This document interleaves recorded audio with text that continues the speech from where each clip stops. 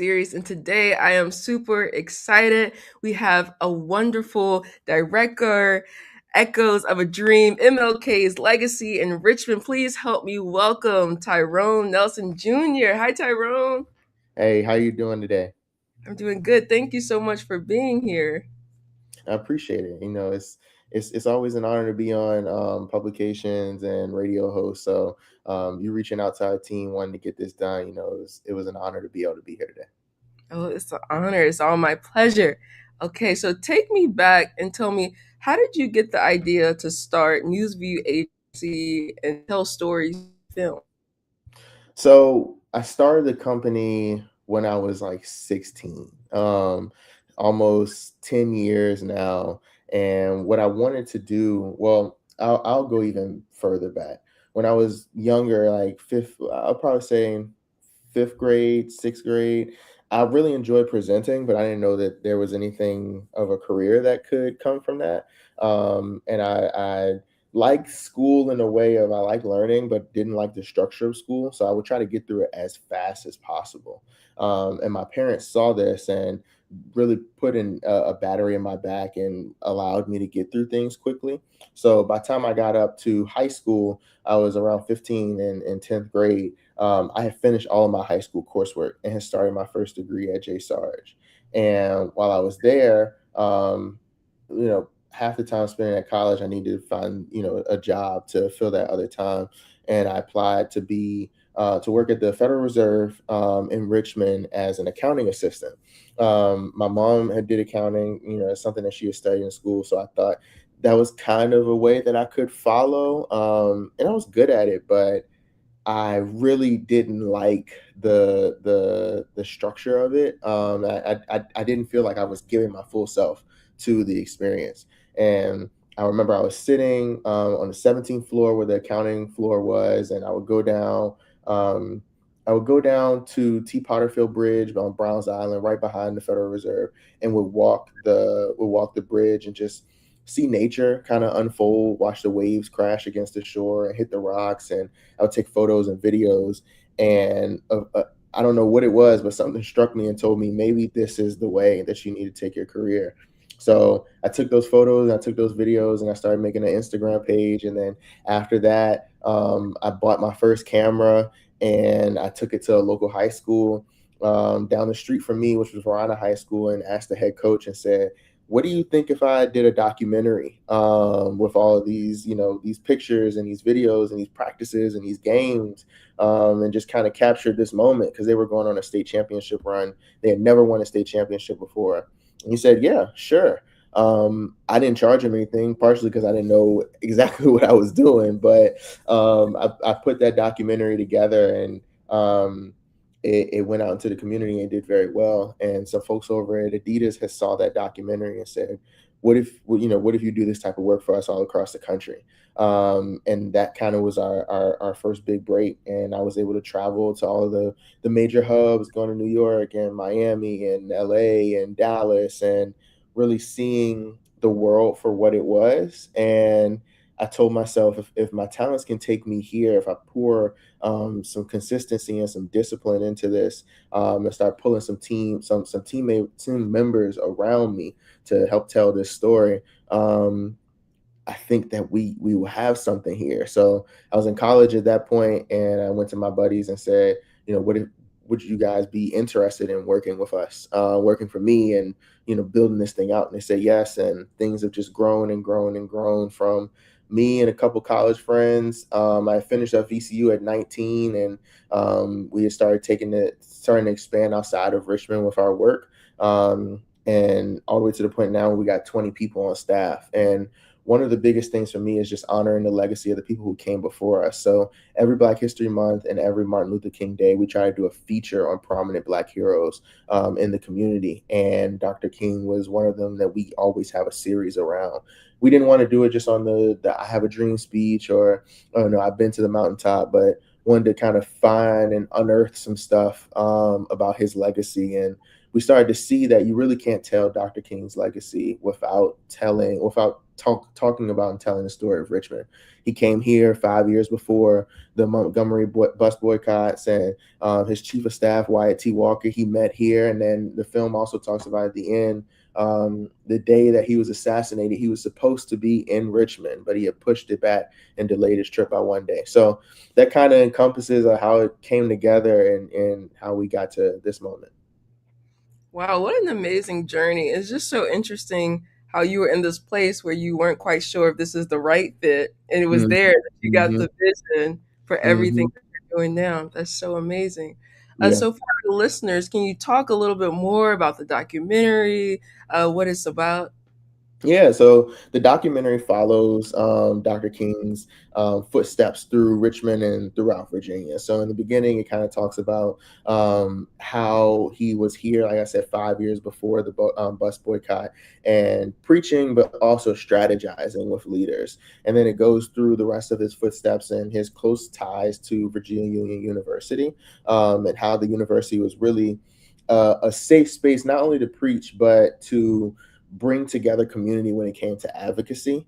And then through the middle of it, it really talks about Dr. King and how much he held Virginia in reverence. And I think that that kind of that story allowed us to be able to see ourselves in the project, because it was like, if he sees Richmond and Virginia as an extension, as such an amazing place, then there's something here that he saw that we should also be carrying in our everyday lives.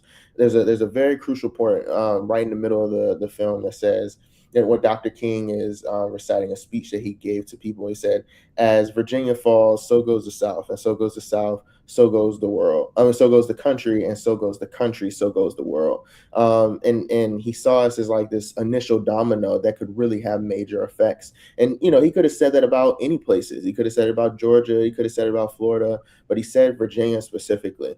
So we were really just trying to honor his legacy, and then again at the end, kind of tell the story about that one decision of him saying, "I'm going to stay an extra day in Memphis and not go to Virginia," on his Poor People's Campaign march.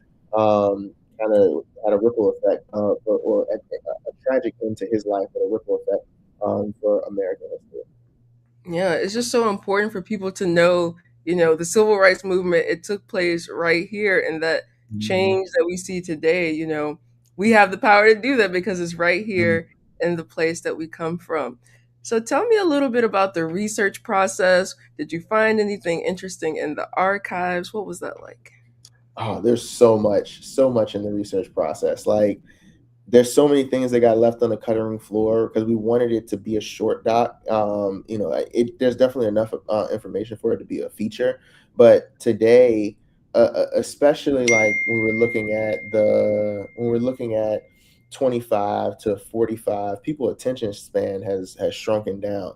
So we wanted to be able to put as much information as possible, so it's easily digestible, but it doesn't feel like it's dragging along. Something that you can kind of sit down, have a watch with, peers, family members, friends, and then have a discussion on, and the film kind of lead to that discussion rather than the film being an hour and a half or feature length. So I think that with us, when we were working through it with all of the research components, we worked closely with Virginia Union to kind of see what their archives look like.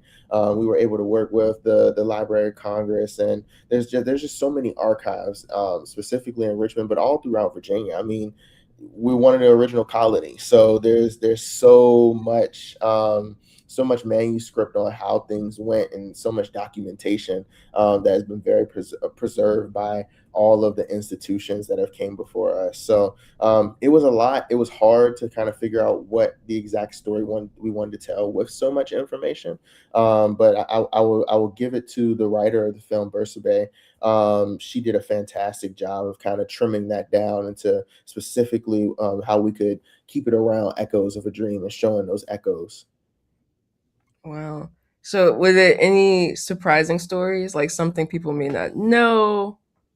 I want to say the most surprising story from the audience when we screen the film, when we show it, was people saying Dr. King was supposed to be here, when he was assassinated. I think that that is like the wow factor, where people were like, I did not know that. I just assumed that he was there. And him making that decision to stay really changed the history of what everything that had happened. I want to say when we were going through the research, seeing all the legacy of preachers and pastors in Coburn Hall specifically that it came through. Like, we saw that Langston Hughes gave his first poetry recitation in the South in Richmond, Virginia. I think that was a big thing that we was just completely taken aback by. But there was just so much there that we had loved and kind of unearthed. Amazing. So there's been a lot of Martin Luther King movies, Hmm. documentaries. So Hmm. I know there's like the special locality that Hmm. makes it different. But in your opinion, what makes it different from others? I think that this story is more grounded in the advocacy of Dr. King. I think that a lot of films show Dr. King and the major moments that we see, and we all know about. But there's a lot of behind the scenes work that allows you to get to that point. And I think that this documentary strings those events together pretty well. You can see, we have archive footage in there of King and his team working with the local advocacy groups, them marching on the same streets. Like, we have a couple of instances in the film where you can see Broad Street as it is right now, but 50, 60, 70 years ago.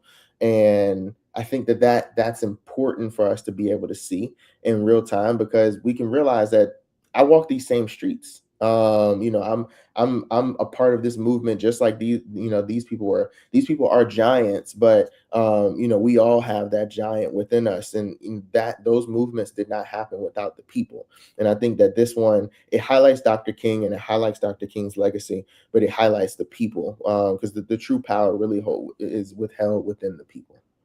That's so true. So speaking of people, we always say it's Martin Luther King, but there were so many people surrounded by him that made the dream possible. So did you come across any unwritten figures or heroes through the research or the film? Yeah, I mean, there's so many. I mean, I think Wyatt T. Walker was a big one, and I know towards the end of their relationships, they saw things differently when it came to advocacy and the approach to the fight for civil rights. But people don't really talk about Wyatt T. Like, he was the executive director of the Southern Christian Leadership Conference, which was a huge kind of backdrop to the movement that they were building. So I would say definitely Wyatt T when it comes to like those people who don't have that same name as Martin Luther King, but definitely has that level of impact on the people. Yeah. Okay. Why do you think it's so important, especially young people, to see this film? I think that our history needs to be protected, especially now with the books that people are getting rid of and banning and burning, and um, the legislation that is becoming increasingly harder across the country for people to hold things closer to them or as close to them as they typically have been able to. I think for young people specifically, we have to know not just the legacy that the people left for us to walk in, but have an understanding of the responsibility that we need to kind of step into, to keep that mantle, keep that torch lit and continue moving forward in the progress that they had set out on. And I think another thing is for us to learn those same lessons. Well, learn new lessons so that we don't have to continue to learn the same lessons as they did. A lot of the times, I mean, my history teachers, my grandmothers, everybody says it. If you don't learn history, you're doomed to repeat it. And I think that it's very important for us to kind of see that a lot of the tactics that we see now are old. They're not new revelations. They have new tools, especially now with technology and artificial intelligence, and it's a new landscape, but it's the same game. I think even when you go back farther into the Southern strategy, and how they communicated to people in the South of words they can't say, and then eventually it came to like forced busing and just talking differently about the same core issue, which is black people get hurt worse than white people do. I think that when we look into the history of this country, it's very important for us to understand the changing of the guard and changing of how that information is given to us, or them trying to sway us to believe that it's not being done. When we look back in history, we can kind of see those patterns and we can pick up on them quickly, so that we don't fall for the same traps. That's so true. I mean, this film is just so important at a time like this for young people to know their history, to see themselves and be Mhm, inspired to make that difference, to know they have the power to make the change and be the difference. mhm. So, Tyrone, Absolutely. I got some rapid fire questions for you. All right, hit me. What's one word you would use to describe the film? mm, One word that I would use to describe the film. Um,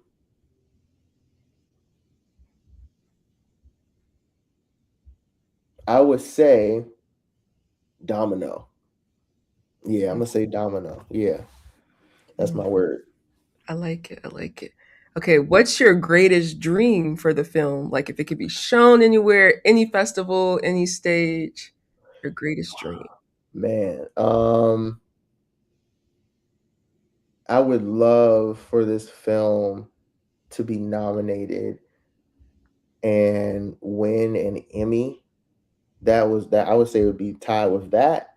Um, and then showing it at another large festival like Sundance, or there's so many great film festivals across the country. But something on the level of like a Sundance, where we get not just the opportunity to show it, but also talk and kind of have dialogue in front of that crowd of people who are kind of there and want to engage in the dialogue. So yeah, being on a stage like that, and then being able to bring home an Emmy, those would be my number two. That's amazing. We're gonna claim it. We're gonna claim it Yeah. in Yep. advance. Yep. Yep. So if the film had a theme song, what would it be? Mm. If the film had a theme song, I would say "River" by Leon Bridges. That would Okay. be, I think that would be a fitting theme song for it. Yeah. Okay, very nice. Okay. What does the dream mean to you personally? To me, I think I wrestle with it because when Dr. King even said it, like, not too long before his passing, about how the dream, felt like it turned into a nightmare and was, having people integrate into a burning building. Um, so when I think of the dream, I try to think of it in its full context of when he said it and where he was with it before he had passed. But I think that specifically when I ask myself, what does the dream mean to me? It means purpose, and being able to purposely move forward. I think that the progress, we have a very long way in this country to go, to be able to get to what he initially wanted with that dream. There's a lot of hard conversations that would need to be made, and a lot of reparations that would need to be sowed. But I think that if we can keep purpose at the front, and being able to pass that purpose on from generation to generation, because it might not be my generation, it might not be the next, but if we can continue that fight, it's not about for ourselves, but being able to create a future for the young ones who haven't even walked on this earth, where they can see themselves as equal. So I would say purpose. Yeah, that's true. Okay, Tyrone, before we get out of here, Where can our listeners watch Echoes of a Dream? What's next? Where can we keep up with you? So you can keep up with me on Instagram. That's where I'm most active. I don't have a Facebook, unfortunately. The company does not have a Facebook, unfortunately, but we do have Instagram. We're very active on those two platforms. And then we're also on LinkedIn. The company you can follow at New Views Agency, and then you can follow me, Tyrone JRX, just Tyrone Jr. with an X on the end. And the next opportunity that people have to screen the film is going to be I believe it's June 18th, which I think is a Thursday. But it's going to be June 18th at the ICA, the Institute of Contemporary Art, which is on Broad Street. The museum that VCU is a part of VCU Arts conglomerate. We're going to be screening it there that evening, the day before Juneteenth. So you can get your tickets. They should be coming out. I want to say in the next week or so, putting the final touches on it. But you can check out our website, newviewsagency.com, and being able to see when that next screening is. And you can click a little bell at the bottom on the due date to remind you when those tickets drop. We've had some amazing screenings, and for the most part, I believe all of them have sold out. So as soon as you see that bell come up, make sure you click on it. And then after that screening, we're going to be taking it through a couple more colleges and institutions to have some more dialogue. And then towards the end of this year, we're trying to work on a streaming and production deal, either with PBS or Amazon, to get it hosted on there. So until then, it won't be available publicly, but we're going to keep these screenings so people can continue to have opportunities to see the film.